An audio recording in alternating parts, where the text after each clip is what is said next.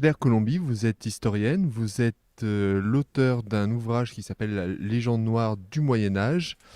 Vous êtes particulièrement critique envers les historiens et l'historiographie du Moyen Âge. Que reprochez-vous exactement à vos confrères et aux historiens qui, depuis un siècle, travaillent sur le Moyen Âge? Je leur reproche, on va dire, de ne pas dire la vérité. Et surtout, on va dire, d'aborder l'histoire d'une manière qui ne leur permet absolument pas de comprendre le Moyen Âge, hein. Moi, je suis dans la veine de Régine Pernoud et de Jacques Herre, c'est-à-dire qu'il y a à la fois tout ce qui est vendu au grand public, qui est assez fade, complètement faux, avec toujours ces histoires de cathares, de sorcières, voilà.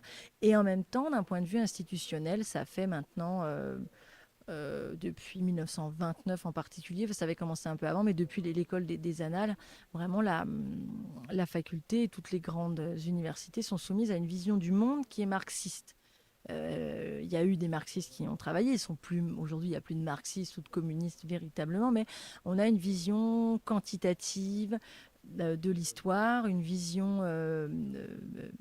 Enfin, on ne travaille que de cette manière.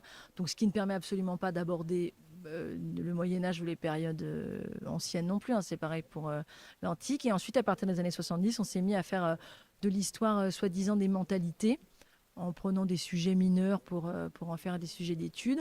Et puis après, depuis les États-Unis, sont arrivées l'histoire du genre, hein. Vous savez qu'aujourd'hui, en histoire, vous pouvez tout à fait avoir une licence, voire même un master en histoire du genre et de la sexualité.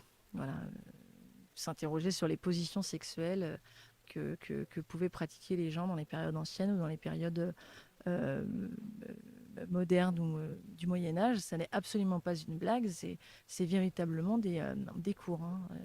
On peut être diplômé de ça. Alors, comment expliquez-vous justement, justifiez-vous que l'histoire aujourd'hui soit malmenée à ce point? Quel est l'objectif, quel est le but finalement de cette activité? En fait, l'histoire et le Moyen Âge, c'est de par là que moi j'arrive, mais c'est quelque chose de beaucoup plus général. C'est dans ce que nous on appelle déjà les sciences sociales, donc c'est déjà un concept compliqué. Le but, c'est le réel. On n'est plus des gens qui étudient le réel, hein, que ce soit un sociologue ou un ethnologue ou un historien ou même quelqu'un qui est dans les sciences dures. Il faut que l'on transforme le réel. Ils sont là pour transformer le réel. Il y a des citations d'historiens qui sont d'historiens pardon, du XXe siècle qui le disent. Le but, c'est de transformer l'opinion publique et c'est de préparer les gens pour qu'ils acceptent, en fait, selon la vision du monde qu'on leur a proposé, qu'ils acceptent les changements sociaux, les changements historiques et surtout qu'on leur fasse croire qu'on va vers le mieux. C'est-à-dire que si vous inventez une légende qu'avant c'était horrible, du coup on leur fait croire que chaque changement de société, chaque changement politique, chaque changement est un mieux et qu'on va vers le mieux, on va vers les lendemains qui chantent. Alors, en tant que historienne, on peut dire dissidente, euh, comment êtes-vous perçue par vos confrères? Est-ce que c'est facile ou difficile de porter un autre discours que celui qui est accepté mais généralement chez les historiens? Bon, bah, je vais être claire, je pense que c'est absolument impossible. Moi, je ne suis plus à la fac. De toute façon, il m'a été très clairement dit, et à l'époque, j'étais beaucoup, beaucoup moins critique qu'aujourd'hui. J'étais même, je pense, encore. Il y a encore beaucoup, beaucoup de choses que je n'avais pas compris. Il m'a été clairement dit, vous ferez une très mauvaise chercheuse, vous vous posez des questions, et c'est souvent les bonnes. Alors quand on vous dit ça, c'est-à-dire que pour faire une historienne chercheuse, vous vous posez trop de questions, c'est quand même assez marrant. Et ensuite, j'ai enseigné en collège-lycée. Voilà, moi, en histoire-géographie, c'est le mensonge. On doit mentir à des enfants. Quand on ne sait pas, parce que voilà, tant pis. Quand on le sait, c'est pas possible. Surtout que voilà, en histoire, on fait aussi de l'éducation civique et morale. Avec les changements de ces dernières années, avec toutes ces questions aussi importantes que l'Union européenne, le mariage homosexuel, les guerres de l'OTAN, hein, ou ce genre ou l'immigration, on n'a pas le droit de faire des débats. Il faut absolument donner le point de vue qui nous est donné. C'est-à-dire que nous sommes ces espèces de perroquets du système et il faut absolument répéter ce qui nous est donné ce qui nous est donné en haut. Bon, moi, je suis pas d'accord. J'ai préféré partir. On va pas se battre toute sa vie contre des moulins à vent. Je vous remercie.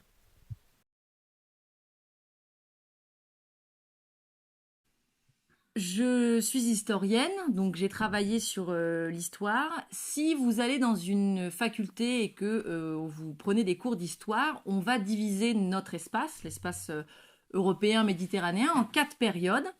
L'Antiquité, le Moyen Âge, la moderne et la contemporaine. D'accord. Donc, l'Antiquité, ce Sumer, Babylone jusqu'aux Romains. On va commencer le Moyen Âge à la chute de Rome en 476.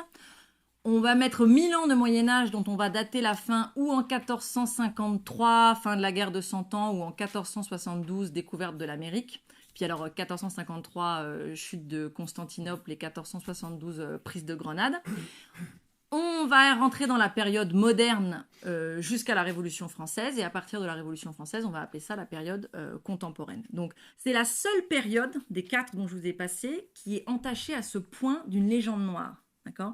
La Renaissance, donc ce que le public connaît sous le terme de Renaissance du 16e, enfin du 15e et du 16e, 17e siècle, c'est quand même la période qui a vu la plus grande guerre civile de l'Europe entre catholiques et protestants. La folie de la chasse aux sorcières est le plus grand génocide de l'histoire en termes de nombre, avec la dévastation du continent américain. Donc, il n'y a que des historiens médiévistes qui ont écrit des livres pour dénoncer les mensonges sur le Moyen-Âge sur toute la période. C'est-à-dire des historiens qui ont écrit des livres pour dénoncer des mensonges qui couraient sur quelque chose de particulier, un personnage historique qu'on aurait dénigré, ou une période, je sais pas, par exemple la Saint-Barthélemy ou ce genre de choses, ça existe. Mais il n'y a que les historiens médiévistes qui ont été obligés d'écrire des livres pour dire tout le Moyen-Âge dans son entier, ce qu'on vous raconte, c'est pas ça. Donc vraiment, mon travail est inspiré de Régine Pernoud, et notamment ses ouvrages Lumière du Moyen-Âge, Beauté du Moyen-Âge, et pour en finir avec le Moyen-Âge, évidemment. Ensuite, Jacques Herse, Le Moyen-Âge, une imposture, et aussi les travaux qui avaient beaucoup inspiré Régine Pernoud de Gustave Cohen, qui avait écrit La grande clarté du Moyen-Âge. C'est pour ça que Régine Pernoud avait écrit son livre qui s'appelait La lumière du Moyen-Âge, qui lui était un passionné d'art et de culture médiévale. Donc c'était pas un historien, c'était un féru, enfin, ou peut-être un historien de l'art. Enfin, il a beaucoup écrit sur la littérature médiévale, sur les cathédrales. Et donc là, je vais vous lire Régine Pernoud, parce que voilà, elle écrit tellement bien que des fois, je ne peux pas passer par-dessus. Il faut que je vous la cite. Voilà. Depuis la Renaissance jusqu'à la deuxième moitié du XIXe, dans l'ensemble classique et romantique, se sont soumis volontairement à une discipline inspirée soit par des Grecs, soit par des Latins, soit de l'étranger. Pour trouver un véritable épanouissement de l'esprit français, une littérature pure et dépouillée de tout emprunt, en dehors de notre XXe siècle, il faut recourir au Moyen-Âge. S'obstiner à ne rien voir au-delà de la Renaissance, c'est se mutiler de la plus authentique manifestation du génie de notre race. C'est au surplus ignorer une époque pendant laquelle, précisément, la civilisation des lettres françaises furent imitées dans toute l'Europe. Pour Voltaire, l'histoire contient principalement des crimes, de la folie et de la misère, et il est nécessaire de connaître l'histoire, sous-entendue du Moyen-Âge, à seule fin de la mépriser. Donc ça, c'est dans ses essais. Il faut qu'ils justifient le changement qu'ils exigent, d'accord ? Pour qu'il y ait lumière, il faut qu'il y ait obscurité. Sinon, ça n'a pas de sens. Donc, comme ils veulent des changements sociaux et économiques, il faut qu'ils les justifient. Donc, ils sont toujours en train de parler des abus, des anciennes manières de faire, des archaïsmes, parce que bon, pour justifier ce changement qu'ils veulent. Et arrive la Révolution française, l'avènement du libéralisme économique. Et moi, je vais vous parler particulièrement de la nuit du 4 août et donc de l'abolition des privilèges, parce que vous savez qu'on vivait dans un monde inique de privilèges et que grâce à la nuit du 4 août, on a aboli les privilèges. Donc, le 4 août 1789, le Club breton, futur club jacobin, entre 18h et 2h du matin, a proposé et a obtenu la suppression des privilèges, la suppression de la dîme, et il a mis fin au système féodal et il a voté la fin des corporations. Et après, les lois ont été votées quelques jours plus tard, mais ça s'est passé en une nuit. Donc, le duc d'Aiguillon deuxième fortune de France après le roi, propose l'abolition des droits seigneuriaux. Un hasard. Et surtout, il veut qu'on puisse racheter ses droits. Mais le vicomte de Noailles propose d'abolir toutes les corvées, tous les droits seigneuriaux. Et alors, la nuit du 4 août a été extrêmement préparée à l'avance par ce fameux club breton, mais ils ont emmené le public avec eux dans une espèce de, ça a été une effervescence, une espèce de folie. Les montées, on va empêcher aux seigneurs l'exclusivité du droit de chasse. Alors du coup, l'autre il dit, ah ouais, le droit de chasse, moi la dîme. Alors celui qui monte après, il dit, on va abolir ci, on va abolir ça. Enfin, il y a une espèce d'effervescence, ça a duré jusqu'à 2h du matin. Évidemment, ça avait été très bien préparé, mais ils ont emmené toute l'assemblée dans une espèce d'effervescence, la liberté. Nous allons nous libérer de toutes ces lois. Alors, la France est débarrassée de toutes ses protections et de tous ses privilèges.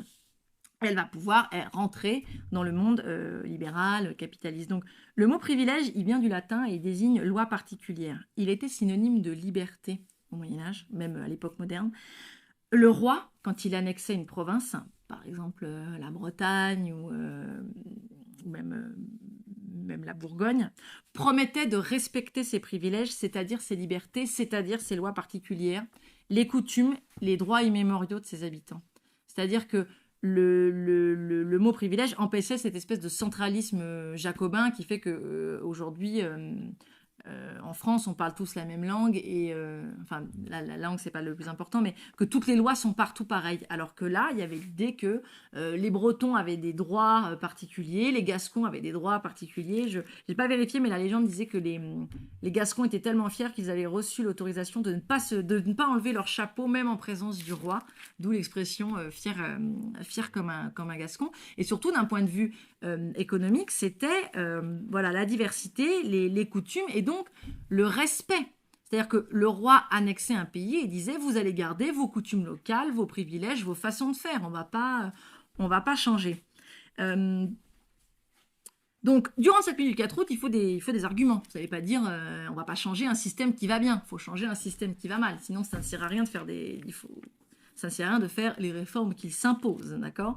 Le Gaine de Kerangal, donc comme son nom l'indique, un breton du club breton, raconte qu'au Moyen-Âge, les serfs devaient passer les nuits à battre les étangs pour empêcher les grenouilles de troubler le sommeil de leurs voluptueux seigneurs. Donc ils se mettent à inventer des espèces de coutumes seigneuriales. Alors, Régine Pernoud se demande avec beaucoup de malice qu'est-ce qui fait plus de bruit ? Des grenouilles qui croassent ou une armée de cerfs en train de taper comme des malades avec des bâtons sur les étangs ? La question reste ouverte. Le Moyen-Âge, aujourd'hui, il est tombé dans l'oubli. Je vous rappelle que les siècles de Clovis et de Charlemagne ont disparu des programmes de 5e, d'accord ? Et qu'on ne va plus jamais en reparler à un lycéen. Et donc, du mensonge, en fait, on est passé à son effacement pur et progressif, mais pur et simple. Donc, en plus de déraciner le peuple européen, en général, et celui de France, pour ce qui nous concerne, ce processus d'éradication, pour moi, il est la preuve de la puissance radicale de la pensée médiévale, d'accord ? Il serait dangereux aujourd'hui, je pense, pour le peuple de France de se rappeler comment ça fonctionnait au Moyen-Âge, quoi. Que cette période sombre, qui était remplie de communautés villageoises qui décidaient par elles-mêmes, où les femmes pouvaient voter, parce qu'on votait par feu, c'est-à-dire par foyer, que c'était une période de révolte constante, de se rappeler de comment se passaient les jacqueries paysannes, des révoltes urbaines. Il faut quand même se rappeler que pour être prévôt des marchands à Paris, il fallait quand même plutôt savoir nager, parce qu'il y en a 2 ou 3 qui ont été balancés dans la Seine, que cette période d'équilibre des pouvoirs, d'accord, une civilisation agricole, autonome et souveraine, une économie morale, sous la protection des autorités, où le bien commun prévalait sur l'intérêt privé, une période où les paysans ne partaient pas à la guerre, d'accord ? Moi, je répète toujours, je remercie vivement la République d'avoir envoyé en pleine moisson toute la jeunesse de France se faire tuer dans les tranchées. Une période où le travail d'un homme nourrissait sa femme, ses enfants et des grands-parents à charge sur un seul ou salaire ou travail. Une période où on se préoccupait du salut de son âme. Vraiment, oui, je pense que c'est assez dangereux aujourd'hui de s'en rappeler. Et je vais vraiment finir par la magnifique phrase de Gustave Cohen, dont je vous ai parlé au début, qui écrivait « Les ténèbres du Moyen-Âge ne sont que celles de notre ignorance ».